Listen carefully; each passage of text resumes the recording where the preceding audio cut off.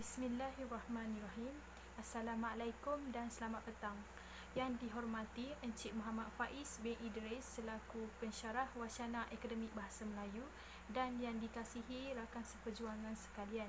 Nama saya Nur Syafawani binti Cik Mat daripada ISMP Reka Bentuk dan Teknologi semester 2. Saya akan teruskan dengan ucapan saya yang berkaitan dengan fungsi bahasa Melayu.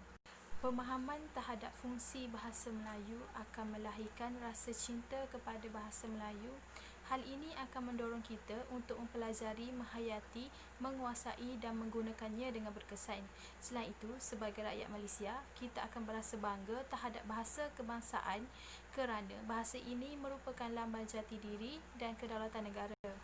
Baiklah, saya akan teruskan kepada fungsi bahasa Melayu yang pertama, iaitu bahasa Melayu sebagai bahasa perpaduan. Fungsi bahasa Melayu sebagai bahasa perpaduan merupakan senjata paling kukuh dalam merealisasikan konsep satu Malaysia. Perpaduan dapat ditafsirkan sebagai satu proses untuk menyatupadukan rakyat dan seluruh masyarakat serta negara supaya setiap anggota masyarakat dapat membentuk satu identiti dan nilai bersama.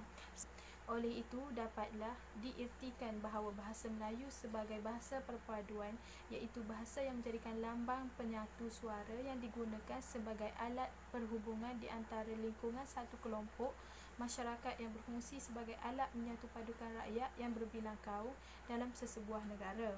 Sebagai contoh, dalam negara Malaysia mempunyai rakyat yang bilang kaum iaitu Cina, India, Melayu dan sebagainya. Selain itu, fungsi bahasa Melayu juga adalah bahasa Melayu sebagai bahasa rasmi. Bahasa rasmi merupakan bahasa yang digunakan dalam situasi rasmi seperti dalam urusan pemerintahan dan pentadbiran, sistem pendidikan, kehakiman, upacara rasmi dan sebagainya. Dalam konteks Malaysia, bahasa rasmi seperti pelaksanaan bahasa Melayu sebagai wahana pembinaan negara dalam semua urusan, terutama urusan pentadbiran negara. Seterusnya, bahasa Melayu sebagai bahasa ilmu.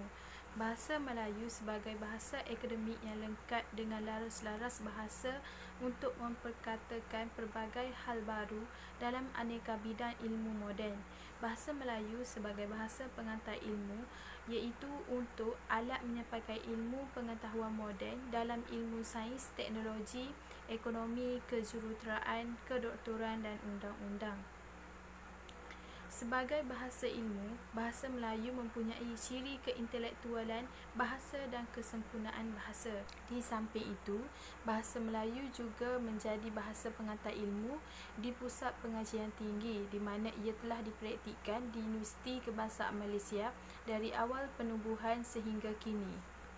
Akhir sekali, bahasa Melayu sebagai bahasa komunikasi. Komunikasi bermaksud perhubungan antara orang dengan orang atau organisasi dengan organisasi dengan menggunakan bahasa atau isyarat. Komunikasi ini boleh dibentuk lisan atau tulisan. Sebaliknya, pada zaman serba canggih ini, komunikasi boleh mengambil bentuk-bentuk yang berbeza. Sebagai contoh, filem dapat menjadi alat komunikasi yang sangat berkesan. Cerita yang dipaparkan dapat menimbulkan pelbagai perasaan dan emosi. Saya akhiri ucapan saya dengan slogan Bahasa Jiwa Bangsa. Sekian, terima kasih.